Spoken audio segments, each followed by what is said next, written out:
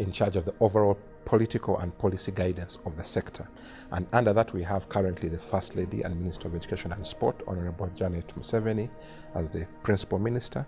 But in terms of sport, we have the Honorable Hamson Oboa, who is the Minister of State for Sports of Uganda, together with a whole commission department headed by the Commissioner of Sports, Reverend Duncan Mugumya. And there have been previous commissioners, one long-standing one was Mr. Amaro Peter and others. So the ministry is in charge of the policy and political direction of the sector. The Department of Physical Education and Sport is headed by the commissioner, and that is looking at sport in general. And underneath the ministry, then we have we have a regulatory body which was set up by the Act, and that's the National Council of Sports, whose journey began, as I said earlier, with the setting up of the law in 1964. At the National Council, we have a secretariat, which is headed by a General Secretary. We have had a number of General Secretaries since 1964. The current General Secretary is Dr. Patrick Ogwell. The immediate past General Secretary was Mr. Jasper Aligawesa, and there have been many others, like the late Abel Utaya and very many other illustrious sports administrators. Within the council, then you have the Secretariat, which has about 61 members of staff, and a few facilities that popularly known as the Lugogo Indoor Complex. And we have a council. The council is the board, equivalent of a board, which currently I chair. We have 11 members who were inaugurated last year on the 14th of February. And we have had subsequent councils of boards, and the board provide the overall policy direction for the council. For a long time, the council was seen as a semi-autonomous body under the Ministry of Education and in terms of the vote. But this year, recently, we now became a semi-autonomous body with our own budget vote. And the main objectives of the mandate of the council are enshrined in Article 3 of the Act to promote, protect, and promote, control, and develop sport in Uganda, promote friendly relationships, provide stadia, issues to do with infrastructure. So you find that that's Section 3 of the Act provides the general mandate. But if I were to summarize it, the National Council is the regulator of sport, akin to the Uganda Communications Commission, the Insurance Regulatory Authority, and other regulatory bodies of that nature. So the council currently has 51 members. They have grown from 1964 from a few, maybe 7 or 8, to the current 51 national associations that are under the ambit of the council. And it runs an annual budget, it has a strategic plan, and currently we are working on a number of things, from the funding guidelines to issues to do with capacity building, issues to do with funding our national teams, providing support to the various federations. On the other side, when it comes to the Olympic Committee, which was, as I said, began its journey in 1954, but joined the movement in 1956, the primary role, and often there's a bit of confusion, the primary role of the Olympic Committee, which is a non-profit, it's a kind of in the voluntary sector, it's not a government body, is that its mission is to promote Olympism in Uganda as the representative of the International Olympic Committee in Uganda, and also prepare the various teams for the various games, most notably the Olympic Games. We have just come back from Tokyo 2020, where we won 4 medals, the best performance ever, with one of the largest teams of 25. So the main mission of the Olympic Committee is to promote Olympism and also prepare the teams for the various games. The Olympic Committee also acts as the Commonwealth Games Federation, which is also responsible for preparing teams to take part in the Commonwealth Games. We currently are preparing for Birmingham 2022. We have had over, since we joined the Commonwealth way back in the 60s, we have had a long journey and successful, performances just in the Olympics, ranging from 1964 all the way to date, winning a number of medals. I think we have won more medals on the Commonwealth side compared to the Olympic side. But overall, the sports in Uganda is managed, if you wish. Now, underneath all this, we have national federations. So like football, swimming, volleyball. On the Olympic side, we have 31, including netball, squash, which are Commonwealth Games, athletics, boxing, volleyball, rugby. And then on the NCS side, we have 51. Some of them belong on both sides, but also cricket, for example, is on the side of National Council. And lacrosse is recently joined the Olympic family. Motorsport is also on the other side. So that is the general architecture. Again, below the national federations, you have clubs and schools. So all these together, and also with the schools, we have in National Primary School Sports Association, Secondary School Sports Association. Recently, we took part in the World Schools event in Belgrade, and we came back with a lot of success. So broadly speaking, that is the general architecture of the sports subsector in Uganda.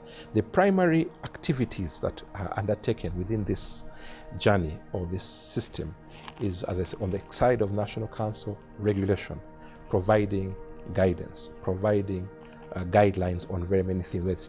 We're supposed to issue team selection policy, supporting the federations, capacity building of both the athletes and the administrators, and generally regulating sport to ensure that sport develops in a regulated manner. One of the key things, of course, that we need to think about would be, which we shall talk later about, the challenge that a lot of the sport in Uganda is seen as amateur, and we need to see how we can transition into the professional side of things. In terms of the Olympic Committee, again, the main activity is to promote Olympism, so we prepare a number of programs on issues of Olympic culture and education, issues to do with anti-doping, issues to do with the role of women, environment, sustainable sport, sport and development, sport and peace. But primarily, the role of the Olympic Committee is to prepare teams to go to the Olympic Games every 4 years. We have just come back from Tokyo. We are now preparing teams to go to Paris 2024. And this preparation takes the form of supporting athletes, either through scholarships, coaches who are given capacity building programs, and some grants to participate in various events, whether it's continental events at the level of Africa. And it's important for the viewers of UBC to understand that in the sports area, our activities happen at 3 broad levels. We have the national level, and then underneath that you can have the sub-national, so regional within the country, regional, and then district, and then national. So that's one level.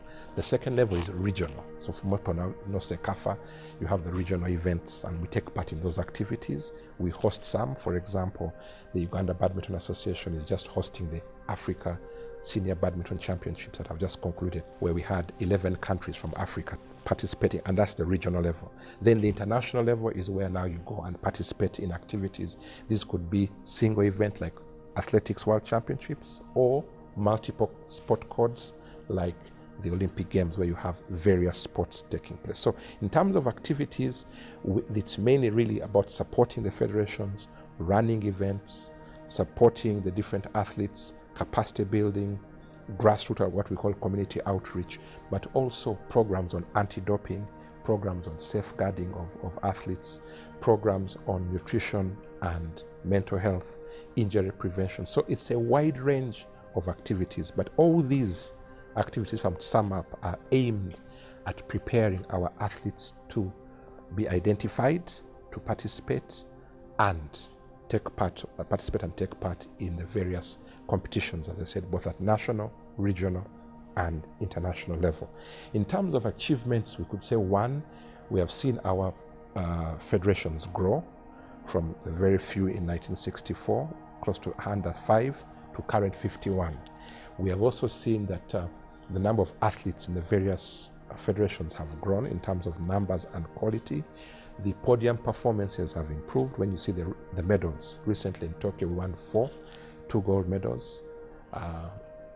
The first lady gold medal from Peruth Chemutai in the 3,000 steeplechase, the 5,000 gold medal by Joshua, the silver by Joshua in 10,000, and the bronze by Jacob. So you find that in terms of achievements, I think this is one of the crowning achievements that happened this year, 2021, in the Olympics in Tokyo, where we had first time ever to have 25, first time to have a rower lady, Kathleen Noble, first time to have a lady participating in boxing, Catherine Nyanzi, and the first time for Peruth to win a gold medal. So that to me was one of the key achievements so far. But overall, Uganda has been able to participate in all the Olympic Games except for one in 1970s due to the political environment at the time. And we've had successful medals from 1964, people like Leo Rawogo, John Mugabe the Beast. We had, of course, the famous Akibua, who won in 1972 in Munich. We had Davis Kamoga in Atlanta, and very many other boxers who have achieved quite a number. And then most recently, Stephen Kiprotich in London, and what we saw in Tokyo in July of 2021 with the 4 medals. So overall, I think the achievements on field have been quite a number. Off the field, we have also seen the budget for sport in terms of what is happening at National Council increase from the early days in the 80s, from almost zero to now what we are seeing recently in the last financial year, 25.5 billion. Due to COVID, it has been reduced, but we have had active engagements through our Honorable Minister Obua and others to engage with Parliament, Minister of Finance, and we are hoping that the funding issue is being addressed in a progressive manner, and we look forward to receiving additional funds this financial year 2021-2022. In terms of challenges in this journey, I would say that there have been a number of challenges. I think part of one of them could be if you look from 1964 to date, I would say that first of all, there was the challenge of the disruption that happened in the 1970s. We saw sports still doing very well, but overall the breakdown in the governance structure that we saw in the country generally also affected the sports sector. So I think the 70s in many ways has affected, and that's a legacy we are still trying to, in the sports sector, deal with. There was also the challenge around facilities. We don't have enough facilities. We have the old facilities, the old historical ones, and we are very happy that President Museveni recently pledged to renovate the historical, I think 16 to 18 sports facilities, beginning now with Buhinga in Fort Portal and Akiboa in Lira, and then the others like, Bugembe, Peche, Kacheka, and others will come on board. But if I was to identify the key challenges in the sports sector, facilities would be high among them. The question of the need to change the mindset. Many parents out there, and I hope the viewers of UBC will be able to now involve their children more in sport, is many people out there believe sport is mizanyo, recreational aspects. So the mindset of looking at sport as a transformative tool, sport as a useful sector where you can learn useful life skills of discipline, respect, learning how to train, learning how to lose, and also now the professional side. 1964 Act that I talked about on National Council is based on a platform of amateur sport, but sport in 2021 has transcended. We are now talking about professional leagues. We're talking about the value chain. Sports can contribute to the tax base, to employment, to all these things, to engaging the youth. Uganda has a very youthful population. Over 70% are below the age of 16, and sports, we believe, can contribute to the transformation of this economy and to development by young people engaging in employment, engaging in different aspects of the value chain in sport. Hosting events, we can bring people here, it will boost the economy. For example, when you have both local and internationally, when you have a rally going to Hoima, like they were there 2 weeks ago, you have over 15,000 fans will be able to go there. So you can imagine how much that will bring to the economy of that district if the hotels are used, the restaurants, the market. So sports in many ways can transform, and it's important that for the people out there, we understand that sports is no longer just recreation as it was perceived in 1964. Along this journey, sport has now become extremely professional, and we in Uganda need to embrace the idea that sport is now professional, and part of what we therefore need to do is to look at how we can transform our sporting infrastructure and architecture to take full advantage of the professional side and transformative role that sport can play. The other challenge that we have is the question around of capacity of our administrators, and that's one of the challenges we have been trying to address both at the Olympic Committee and National Council to do training programs, and also the issue of limited women, the girl child getting involved in sport, and we'd like to see more. The issue of disability sport also needs to be strengthened, where we have the Paralympics, the Deaf Olympics, the Special Olympics. Paralympics is about people with physical disability. Deaf Olympics is people who have a listening disability, and we have the Special Olympics, people with mental disability. So we want to look about how we can have unified sport where we're able to ensure that all these different sport disciplines are able to go forward. The other one is of funding, but I said funding, this is progressively being addressed, and luckily we have a very engaged Minister Hamson Obua, together with the NCS and the First Lady, who are making a very strong advocacy for increased funding to the sports sector to build on the recent successes that we saw in Tokyo. I think the other challenge in modern time would be the question of COVID-19. COVID-19 has been with us now for close to 20 months. And when COVID-19 arrived on our shores on the 20th or 21st of March 2020, we went into a lockdown, and at that time we were preparing for the Olympic Games. So we saw a disruption in the activities of our federation. We saw a disruption in the calendars of our regional and international federations. We saw the postponement for the first time ever of the Olympic Games. We saw a reduction of sponsors, and that's one of the challenges, limited sponsors and corporates' interest. And now we're trying to address this with more partners coming on board. So COVID-19, we saw some of our players and officials getting affected by COVID. So COVID in many ways threw at us unforeseen challenges of the disruption that can be caused by a pandemic. And I think learning from this, we need to put in place mitigation measures to ensure that going forward we have emergency response. So COVID-19 in many ways did that. But notwithstanding that, the effects of COVID in terms of the disruption to the program, the reduction in budgets, people falling sick, the postponement of very many games, the disruption in the calendars, we have seen that still we're quite resilient. Even during COVID, Joshua Cheptegei was able to get special dispensation through the intervention of the ministry and the different actors to go and break the world record 10,000 and 5,000. And he's the current world champion. That was done during COVID together with his colleagues like Halima Nakai, Winnie Nanyondo, and Jacob Kiplimo. They were able to go and participate in events even during lockdown. But I think notwithstanding COVID, we've been able to come back, and sport even now is being played observing the standard operating procedures in the new normal. But there's no doubt that COVID did have an impact on the sporting industry in terms of, as I said, the programs, the finances, and the health of some of the people who got affected. But overall, we believe we shall emerge more resilient. And I think going forward, in terms of what we would like to see as a country, both at the level of National Council of Sports, the level of the ministry and the Olympic Committee and the federations, is we'd like to see, one, greater collaboration which is happening between all the different actors, the ministry, National Council, Olympic Committee, and the federations, and the other associate partners like the schools, the corporates, NGOs, and this is happening, and we'd like to build on that, including corporate partners.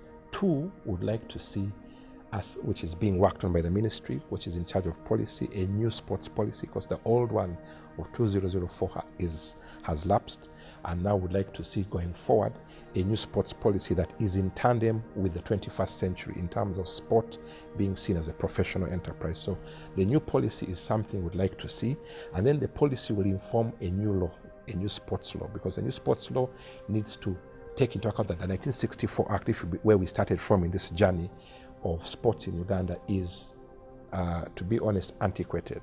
It's built on an amateur platform. Now we're in the professional level. It doesn't deal with things like sports dispute resolution mechanisms. It doesn't deal with things of anti-doping, nutrition. So the policy will inform a new law to be able to bring Ugandan sports into the 21st century. So greater coordination, the sports policy, the sports law. Would like to see the funding guidelines out and increased funding to the sector. Would like to see more partners coming in, so closer collaboration.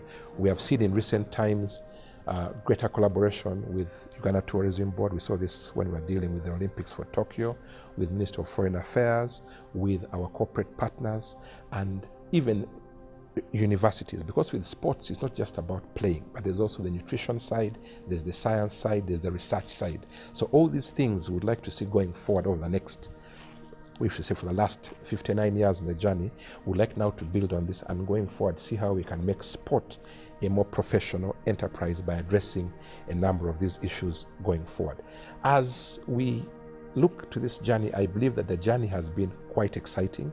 Uganda has been able to grow in terms of the number of federations, the number of associations, the number of athletes, the number of partners, the budgets.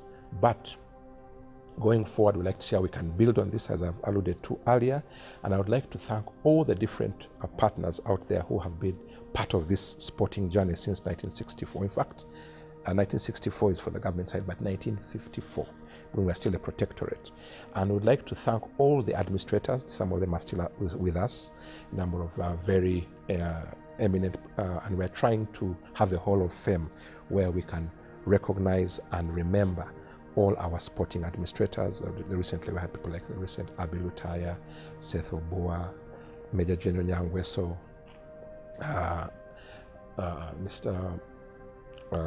Gabriel Oloka, and very many other illustrious administrators, and also different chairs of the council, different presidents of the Olympic Committee, different athletes, because we also have athletes who have contributed, for example, the late Agri Awori, to William Adru, Leo Rabogo, Doka Siziku. We have a very long list, and I would like to tell the viewers out there that Uganda is a sporting country. We have a lot of talent, and therefore would like going forward to ensure that all of us get involved in sport at different levels. It could be recreational, it could be amateur, it could be professional, it could be just for life, sport for life.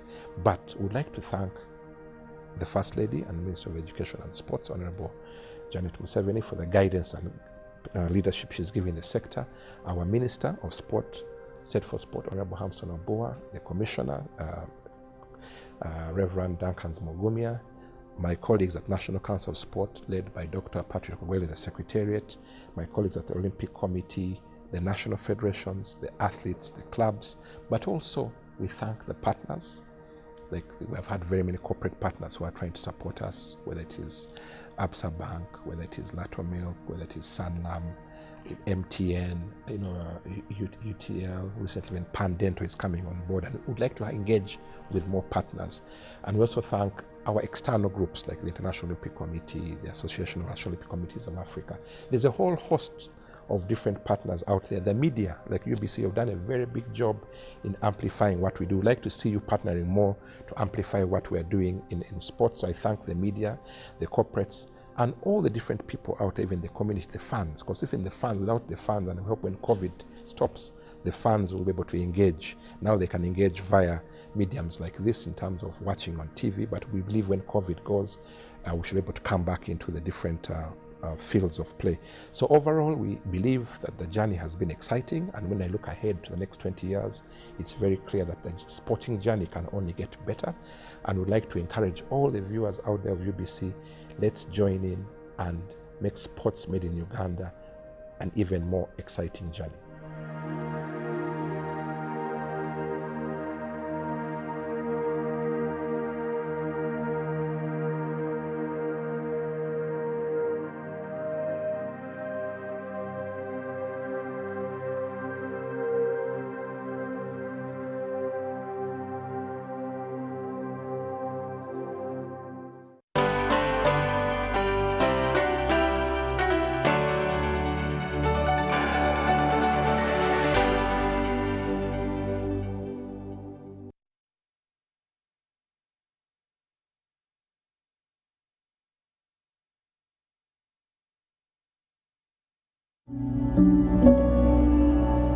At Timex Nutrition Center, we advise you on the right foods to eat, exercise profile to adopt, and lifestyle strategies which are compatible to your blood group and genotype. This empowers your body to prevent and treat many diseases like diabetes mellitus, high blood pressure, arthritis, ulcers, obesity, and many others. Make food your medicine. For more information, find us at our head office on Conrad Plaza Building, Nassau Road, on the second floor, or call 0758 819 952 or 0778 288 361. In the Western region, find us in Mbarara on High Street Amazon Building on the first floor, or call 0754 918 590. And in the Eastern region, find us in Jinja on Main Street Kaki Road, East Arcade 82, or call 0701 458 064. Be your own doctor.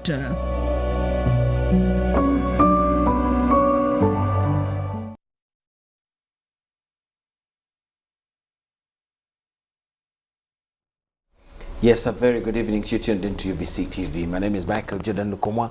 This time round, I return with our program, our monthly program, which we have every second Tuesday of the month. Today is the 9th of November 2021. It's the second Tuesday of the month, and here we are with our nutrition talk. Somebody gave that this program a name among you people that watch it. Somebody chose that name and we adopted it. So here we are to discuss nutrition, what we eat, how is it of use to our bodies, and how is it danger to our bodies. Every time we sit here, we have a guest, and is none other than Dr. Ishmael Tamale. He comes from Timex Nutrition Center, specialist in knowing what body should eat, what he calls nutrigenomics. They get to know who you are in terms of formation and what is suitable for your body in terms of food, for your safety from danger and chronic diseases. Join me, welcome him, so that we start today's discussion, where we're going to center on hypertension or high blood pressure. Doctor, you're most welcome. Thank you very much. We last had you here some 30 days ago. Yes. How are you today? Fine. Good evening, viewers, and thank you very much for tuning in UBC at this time to know more about your health. Exactly. As the producer has introduced me, Dr. Tamale Ismail from Timex Nutrition Center, and we do what we call nutrigenomics. Maybe every time there are new viewers who are seeing it, and they'd like to know somebody what exactly do we mean by nutrigenomics. Now, okay, at least everybody understands nutrition, because if we have grown up hearing nutrition, and in this nutrition they'll tell you milk is very good, it has calcium, it has proteins, take it. Posho is very good, it has carbohydrates. Eggs are very good, they have this. Oranges are good, they have vitamin C. They'll tell you all sorts of foods and what is in those foods. Then after that, they say, come and take these foods, but in a balanced diet. Take some posho, some bread, some oranges, and so on. Then after that, they say, everybody come and eat. And I think that is where basically it stops. At times, he attempts to give some quantities, but that's where it stops usually. Yes. Here with the nutrigenomics, we are the reverse, because in the Timex Nutrition Center, when we are doing nutrigenomics, we don't begin with the foods. We do begin with the individual yourself. We begin with what is your blood group, what is your genetic formation. That's why you see we make so many measurements on your body. Sounds you have been seeing on the screen. We do a lot of measurements on your body system. Then we add them together with the blood group. Then we put it together. Then we put them in the computer system. Here, Dr. Peter Diadamo's program is where it is. The program is is already there. So it will tell you that according to all these measurements you have done, this person is a GT1 or GT3. These are body systems. Now, if you are a GT3 teacher or GT1 hunter, GT6 nomad, whatever, then the system will come and tell you what foods must you eat to support your genes and cells. So they can tell you, you can take goat's meat, you are not supposed to take a beef. You can take oranges, never take lime. You can take, for example, red wine, never touch white wine. You can take nambari beans, never take haricot beans. So all foods as they come out, you can take a tilapia, but according to your body system, you're not supposed to take a Nile perch. Although they look like fish, but genetically they are different, and they interface differently with the body systems. Now, after that, the system will tell you in what quantity should you eat these foods. Because if you tell people that goat's meat is very good, then somebody will go and eat a whole goat. You can sit on a whole goat and say, no, they told me that no, we tell you in what quantities. Secondly, however much money you have, what is the frequency should you eat goat's meat in a week, if you're allowed? Or if you're allowed the goat's meat, what frequency should you take? So if you're allowed rice, what quantity of rice should you be taking? Then after that, the system does not stop there. It will tell you, according to your body system, what exercise profile you're supposed to be doing. Because the exercises determine a lot our health. Exercise, viewers, help a lot to keep a very strong immune system and to keep a body to be very fit. Okay. Never go to do exercises in the hope of reducing weight. Exercises are not for reducing weight. Weight is a different story altogether. But if you reduce weight in an exercise, well, that could be by luck. But exercise, so don't get frustrated that me I'm doing exercise, I'm not losing weight. Remember, you said if exercise was to reduce weight, of course, football players would be like a ghost in the field. Because they always play exactly. So we also give you what we call lifestyle strategy. How should you avoid stress, control stress as a particular body In system? fact, doctor, I would request you next month we should organize a program and look at exercise on its own. Is that possible sometime? Yeah, it is possible. Yes, I think we'll concentrate on that. We'll give it some 1 hour. Yeah. So then we tell you, then we give you things like a food combination, food layering, and all these sort of things. Water consumption. How should you drink water to be medicine in your body system? Because people just drink water without any plan. So after that, if somebody has a condition, we can give you some of our food supplements. But our food supplements are taken once in a lifetime. They don't take them again. The dose takes 30 days and you're done, finished. Whatever condition you have, you don't need them. Why? Our major work is to empower the body system to fight its ailment and to defend itself. And of course, when you do that, the body system acquires a very strong immune system. So diseases which have not come to you, there are few chances that they will come. Those which are there will have to go because the body will start working on itself to clear these ailments. Of course, it starts aging, you become younger and younger with a lot of energy levels, highly improved sex libidos, and all those sorts of things, they come together with that.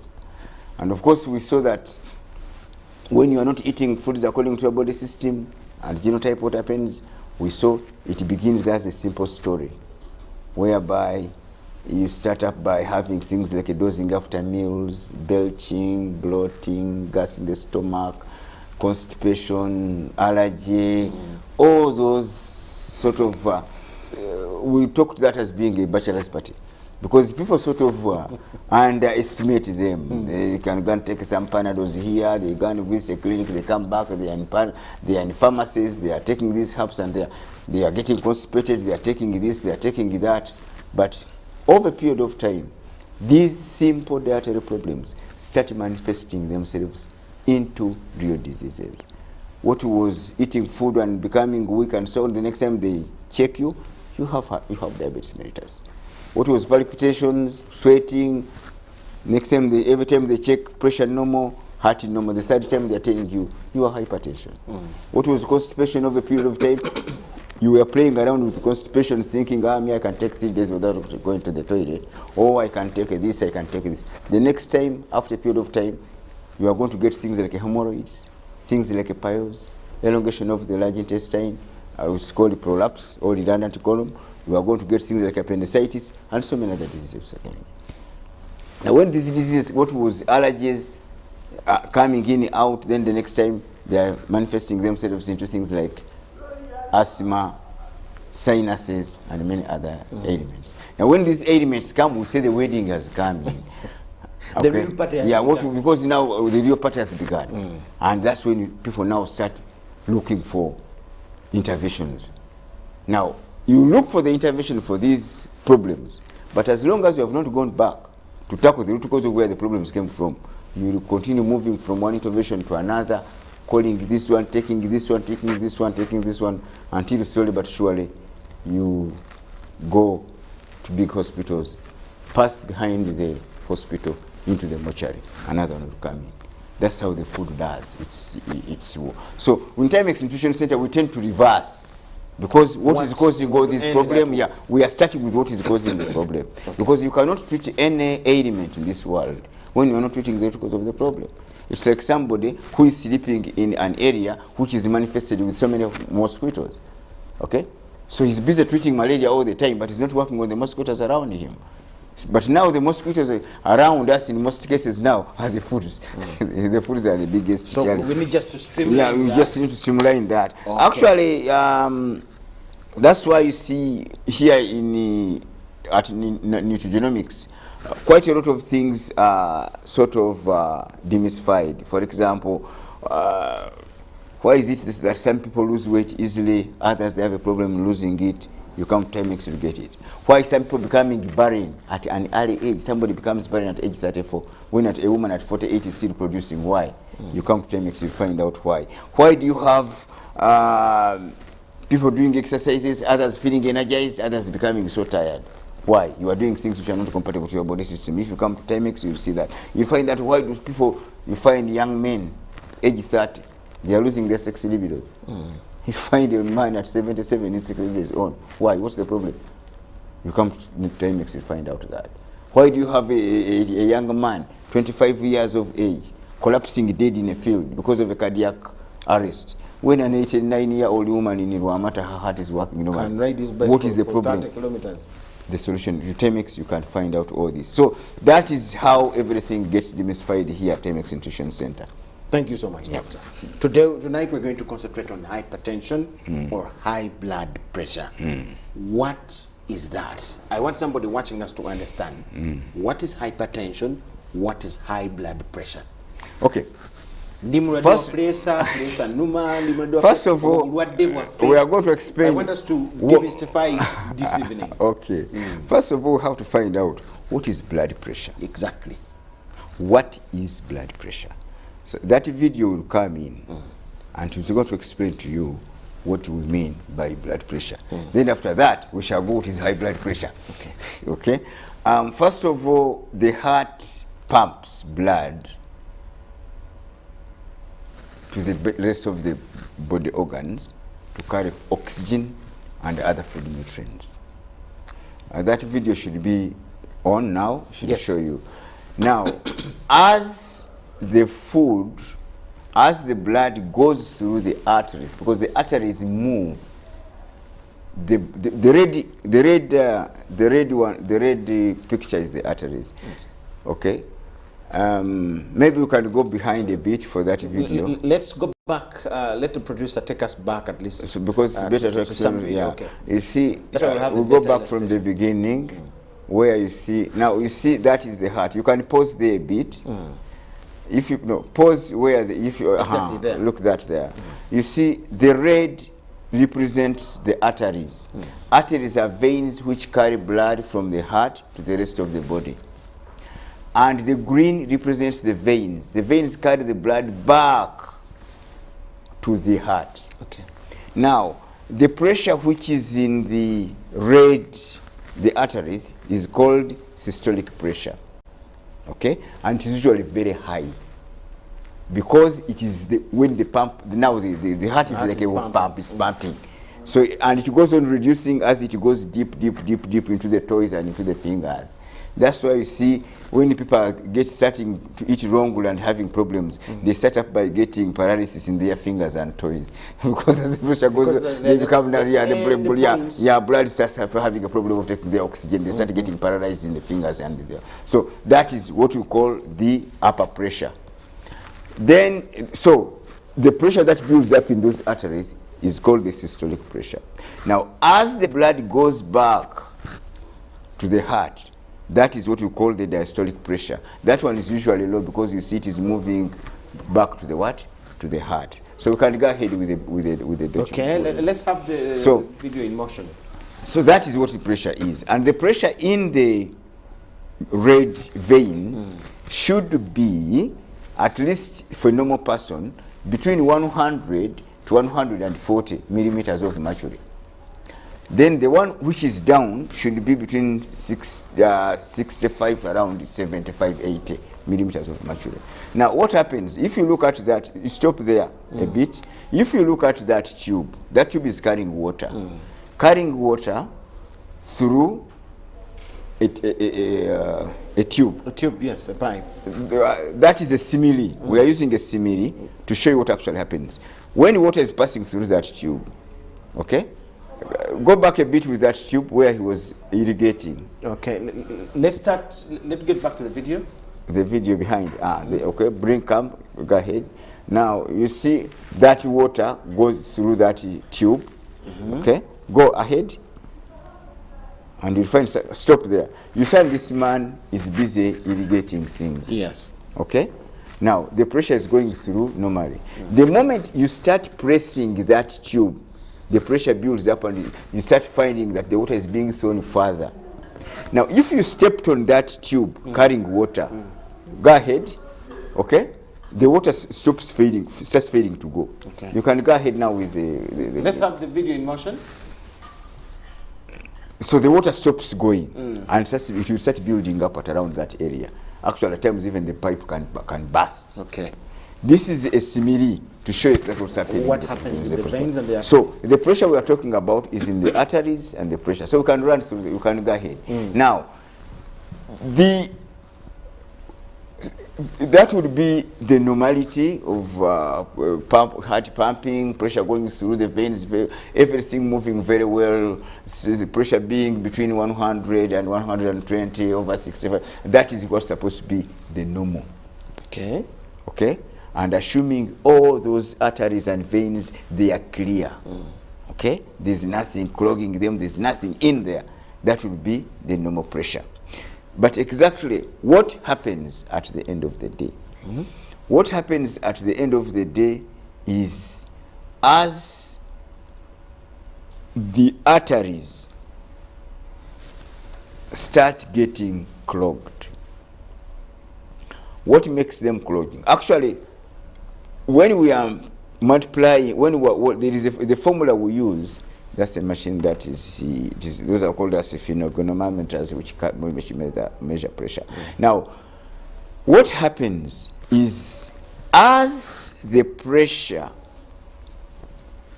as we go growing up, a lot of things go wrong, especially when we are eating wrong foods, doing wrong exercises, a lot of things which we are going to look at. So, that pressure in the veins and the artery is given by a formula.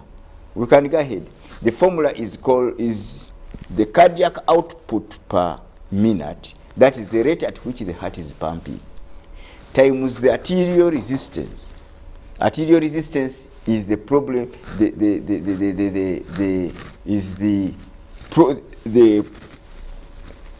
Resistance. By the arteries. The resistance the blood is finding to go through the artery. Exactly. Gives the blood pressure of a human being. Okay, cardiac output per minute, that's the rate at which the heart is pumping. And the resistance the blood is finding to go through these arteries is what gives the blood pressure. Okay. So if everything is normal, it will range between 100 and 140, between 60. When the diastolic one would be between 60 and maybe 75, 80. That is a normal person. Okay? Yes. Therefore, two factors affect the blood pressure: the cardiac output per minute, the rate at which the heart is pumping the blood, and the resistance the blood is finding to go through the arteries. Okay. So I think you can run now the videos normally, as we shall talk, we shall be explaining. Now, in the arteries, the ones that bring it back, whether bring it or taking it, two things usually happen. The major cause of the resistance in those arteries, there are four major problems.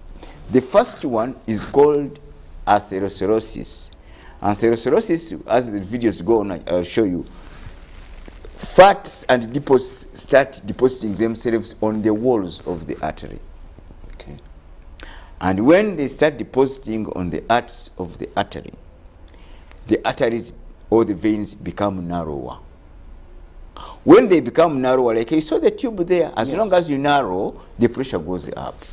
You see now those are cholesterol, for example, fats building up. We shall see another video as we are going on, we should see. So the arteries become narrower. And when the arteries become narrower, the pressure inside the arteries definitely goes up. Why is it going up? Because of the cholesterol, all these fats deposits. There is a blockage, but the blood must pass. Yeah, it's narrowing. Because when it comes to blockage, we shall also look at it and find out what happened. Now, because it has narrowed, the pressure is going to go up. Okay? Yes. Why? Because of the fats, the cholesterol. Where are they coming from? The foods we are eating. We shall move on. Good.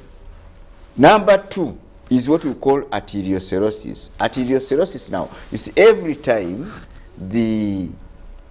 I think we can go to the second video, every time the heart is pumping the blood through these arteries, okay? The arteries, so you see, if you are pumping air in a tube, every time you pump, the tube expands like this, okay? So every time the heart pumps, these arteries are supposed to expand. When they expand, they increase, they reduce the pressure inside, and then the pressure goes in. Now, because of still of eating wrong foods, wrong water, and so many things as we shall see as we move on, the cause of this problem, these arteries start becoming stiff, such that when the heart is pumping, they cannot expand properly. Okay? Yes. That one is called arteriosclerosis. The other one was atherosclerosis, fats and so on clotting in. Now we have also arteriosclerosis, where you have the arteries becoming hard. That's number 2. Number 3, which is causing the resistance, when too much fluids are passing through. If you look at the second video, when the... Can we have the second video in motion? So that we get when that is 2 things we have seen. Yes. The third one, when you have too much fluids passing through the arteries, okay?